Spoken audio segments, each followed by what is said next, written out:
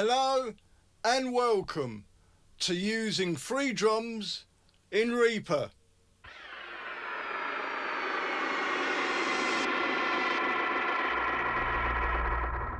The drums I will be using today are the MT Power Kit, so let's go and check it out. Okay, so this is MT Power Drumkit 2 and I'm in Reaper here, and what I'll do first of all is just go through the different settings within this plugin so that you can find your way about. Now I will leave a link below in the description box below this video so that you can download it yourself. As I said, it is free, you can donate, but that's up to you. But essentially it is a free plugin. Let's have a quick look through and see what it involves. So we have the drum kit here.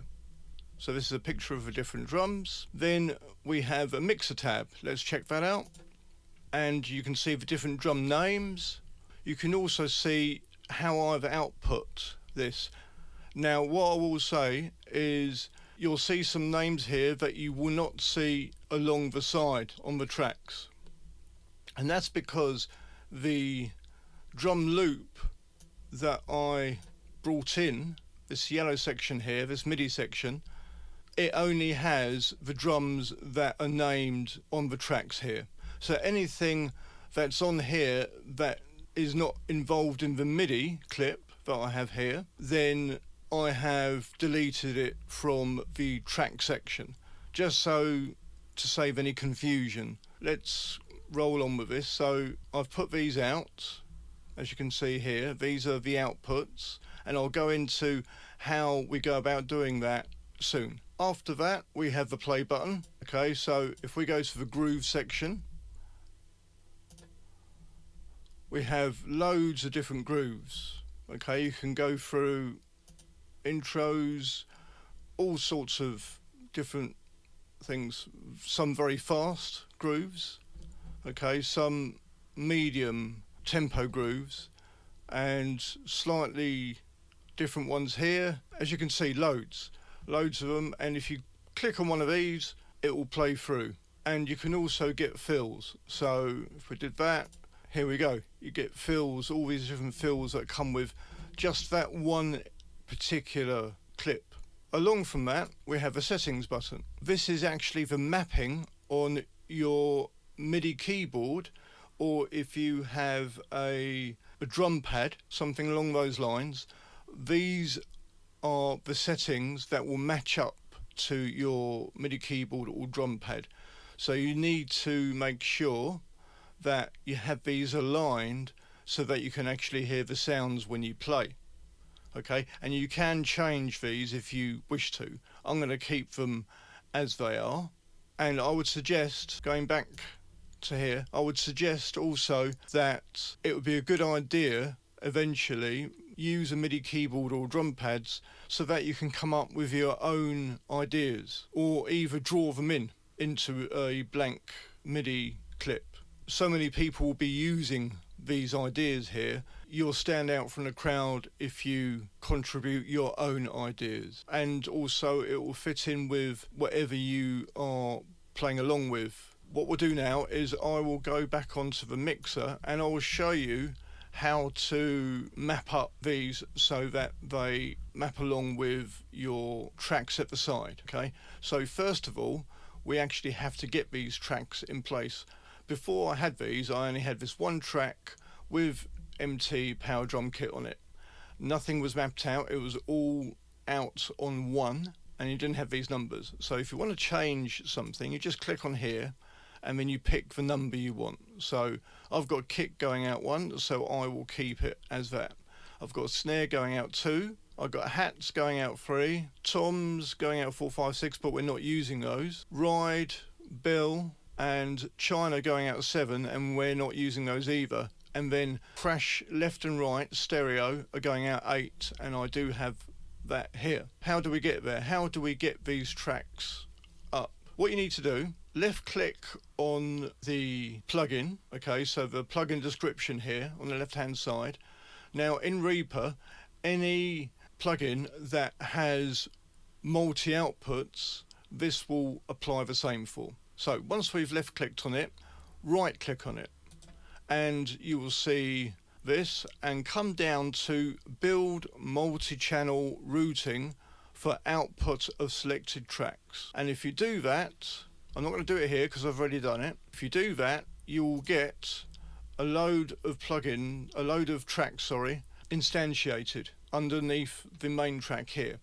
What you will then need to do is you will need to name them according to these tracks, and then you will send them out. So if you want your kick to be one, and then make sure that if it's a simpler drum performance, like in this MIDI clip here, then anything that isn't needed from this section, from the actual plugin section, delete from this section, because you won't get confused and you can concentrate on being creative. What we're going to do now is we're going to move on and we're going to hear this performance, and we're going to look at the mixer and what's going on with these tracks, and also an extra bus that I've added, and I'll explain why I have done that.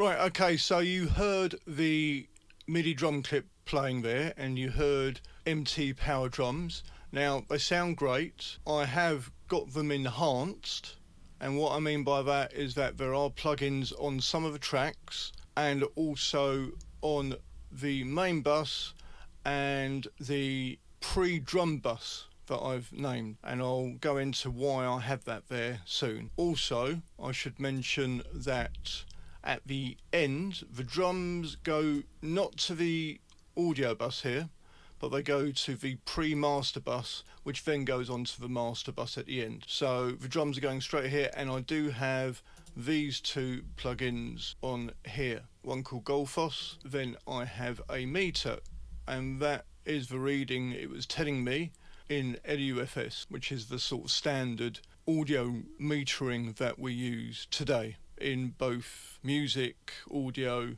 and also things like media, television, film, that kind of thing.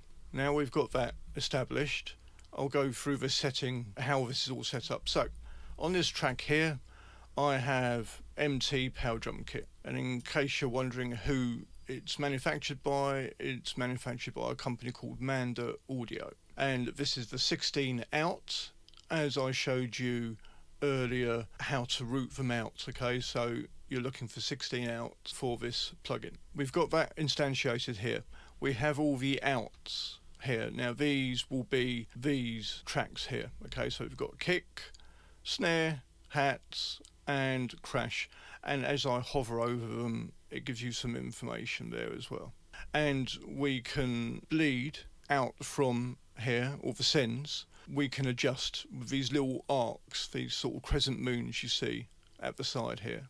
Okay, but I'm going to leave them as they are because I'm happy with those levels. Also, you can see I've adjusted levels slightly on the faders here. It's another great reason to have individual faders and tracks so that you can manipulate and also add plugins. So what I'm going to do is I'm going to play through this MIDI clip, and I'm going to take out all of these plugins apart from the first one here, and then work my way through first of all the drum bus, because ultimately that's where everything's going to. Then I will bring in the kick plugins, then the snare plugin, then the hats, there's nothing on the crash, and then eventually I'll bring in the PreDrums Bus plugins, and you can hear for yourself the effect that they are having. So what I'm going to do is I will go through without talking, and you can just have a listen to the effect that they're having. So let's move on to that.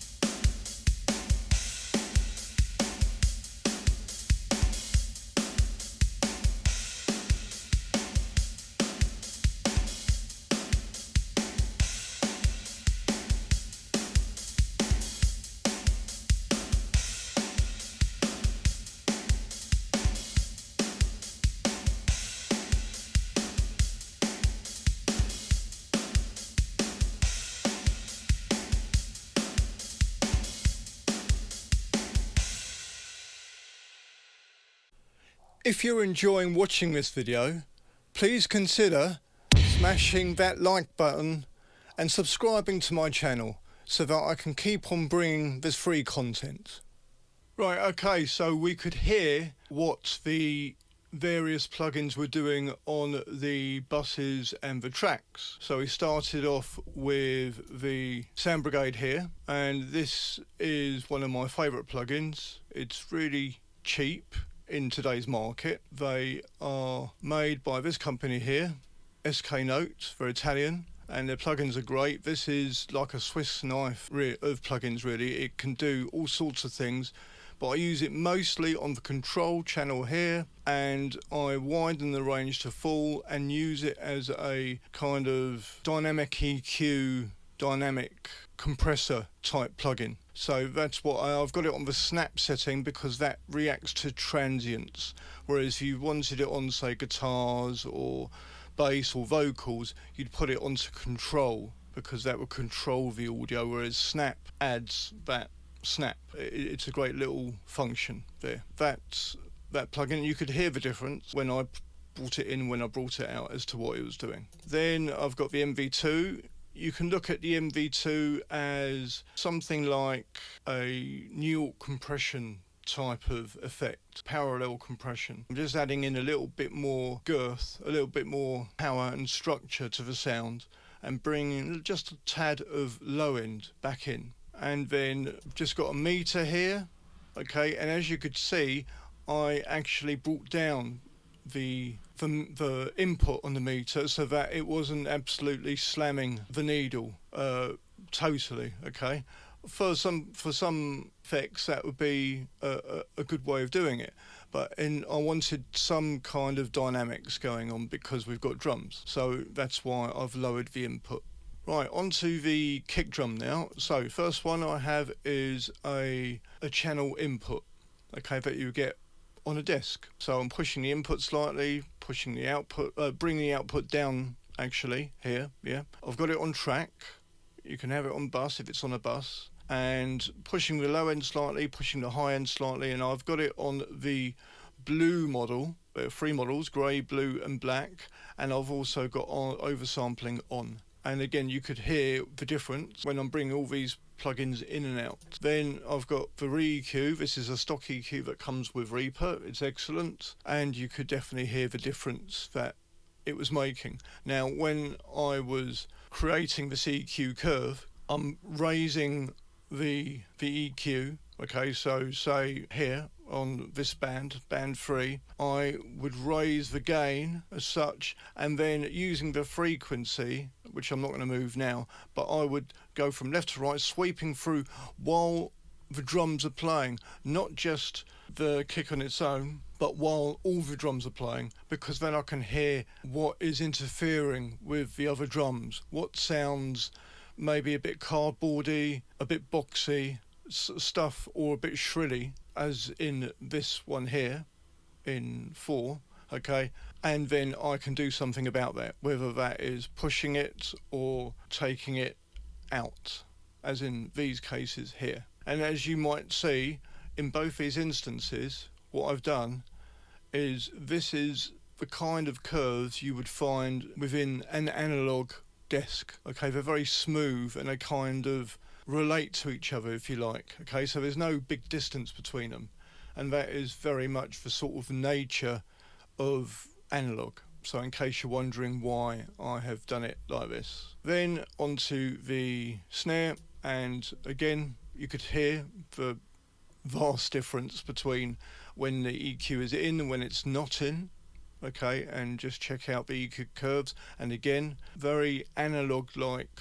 curves. Hats, and again big cut, okay, big cut here, and we've got a cut of 300, okay, on the hats, and then a dip out here, and again they're very similar to the other ones, very much a analog style EQ curve. Moving on now, before I move on to the plugins, I'm going to explain why I have this drums pre-bus here.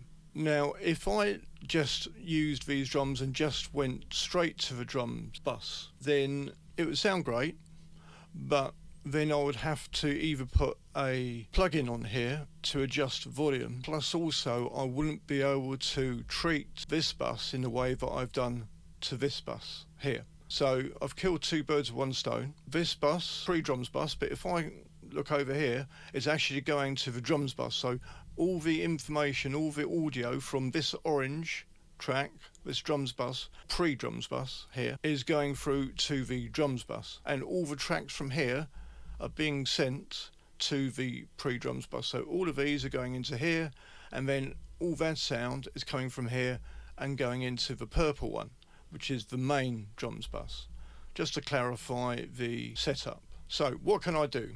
Well, I'm not going to pan on a drums bus unless I'm going for an effect, but I could if I wanted to, but I've kept that central. I can adjust the volume. So if I wanted to raise it and keep it back at normal, like that, I could do it, okay? But I've chosen to bring it down a tad to -4.22 decibels on the PreDrums bus because it was feeding too much energy into this drums bus.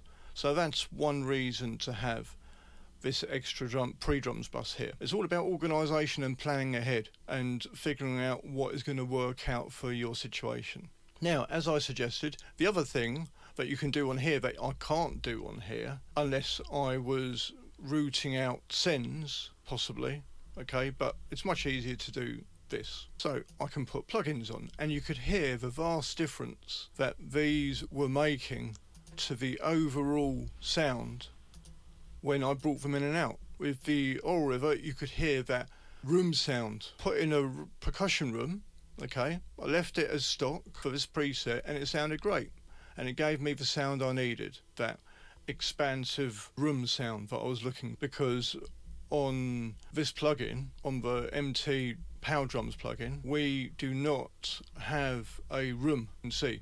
Some plugins, paid for ones, do have more advanced outputting, okay, but on here they don't. So this is me creating a drum room. So if you're wondering why I've done that, that is the reason. Then after that, in Ozone, now some of you may not have that, and you may be able to find something that can do something similar, or if you have Reaper, create an effects chain that might be able to do something similar, and I guarantee you can do that in Reaper. I've set up my areas. I've got a 3-band exciter going on, and I've just pushed the bands to using my ears, not using visual, okay? Visuals are nice, but ultimately it's your ears that tell you the truth. This is what I've done here, and this has given the room more energy, okay? So that's why I've got it on there. Now, it's given it more energy, but if you listen to the sounds, or you listen to the sounds, and listen back if you want, okay?